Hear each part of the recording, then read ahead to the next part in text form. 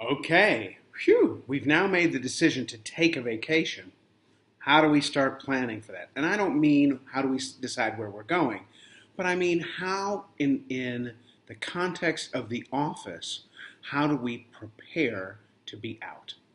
The first thing that we need to do is mentally start to prepare to be unplugged.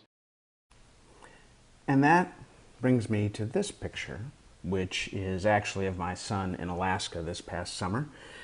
It is truly a situation where you're unplugged because hopefully maybe the place that you choose to be has limited access to the tools that you typically use to stay in touch with the office, whether it be an internet connection or maybe the cell service is poor or whatever the reason is.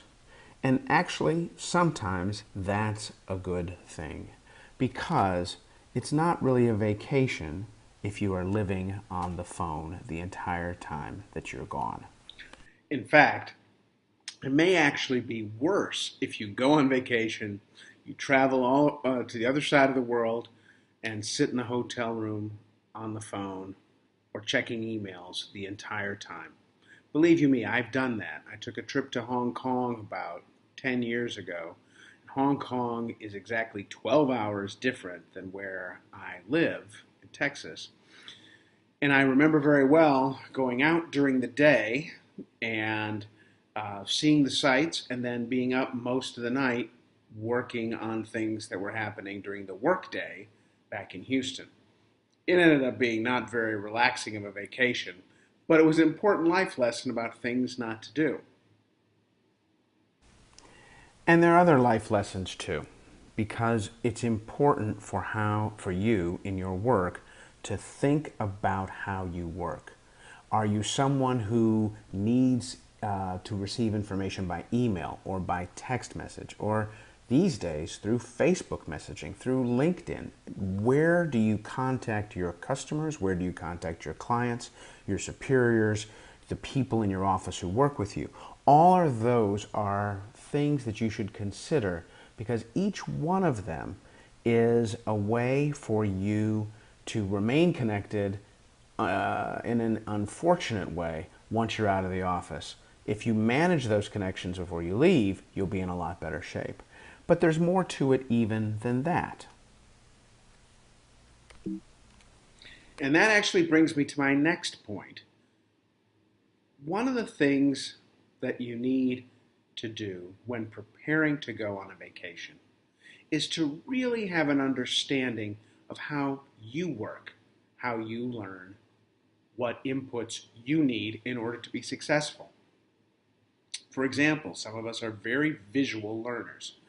If we are told a story orally, we sit across the table and we can see it in pictures, we understand it 100 times better than reading it in words on the paper. Some people need to hear orally the words themselves and spit them back. Very strange exercise that I do with myself every once in a while. Sometimes you get you forget your password and you get a code. You have them send a message to your phone and you have to type the message into another thing to prove that it's you. Blah blah blah blah. When I've gotten those in the past, I look at the number, and if I don't repeat the number verbally, orally, out loud, I will forget it by the time I get to the place where I can put it in. And I mean, it's like 2 seconds. I mean, I look at it, and then I go over here, and I can't remember it. But if I look at it, say the 6 digits, and then come over here, I can remember them. That's my way of remembering. What tools do you have? What tools or what methods do you need in order to remember or get the work done, so to speak? By learning those, by examining those, it will be helpful going forward. And those 2 points combined get to this point. What do you need to be monitoring and who will be doing it? Because if you're truly going to be out of the office and you truly do not want to be out of just change the location of your office, be somewhere where you are constantly on the phone, constantly checking your emails, constantly responding to messages, you need to decide what message systems, phone, email, fax, whatever, you're going to need to monitor, and then who's going to help you with it. And if you don't have a person in place to do that, there are still answers. When I was back in law school, I had a contracts professor who famously said to me, just because you can't estimate something doesn't mean that the answer is zero. You have options and alternatives and possibilities that will help you do this, even if you are a solo shop, you have no employees. Here are 3 things that I would remember as I'm trying to set these systems up. First of all, it's not all or nothing. You may not be able to have someone monitor your emails for you. You may not be able to have someone answer your phone calls for you. But maybe you can do one of those things. Maybe you can put an outgoing message, and this is a little bit of the third one, but maybe you put an outgoing message on one and then just resign yourself to having to deal with phone calls or something like that. And we're going to talk about ways to manage those systems in the next lecture. The second thing that you have to remember is particularly at the start, the system will not be perfect. In fact, the first time you try it, it may be deeply flawed. But the key, as we'll discuss later, is to put something in place and then examine why it doesn't work and fix it. The third thing is technology can very much be your friend. There are so many things that are out there these days that can be helpful to you with regard to implementing an out-of-the-office scenario.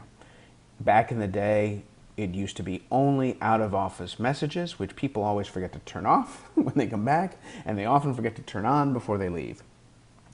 But today, you can do a whole lot of other things. Call forwarding, you can leave an outgoing message that's very detailed, you can arrange for other people to be covering your messages, other people to check your emails, send emails as you, all kinds of different things that you can do. Let technology be your friend and tailor it to the specific situation that you find yourself in.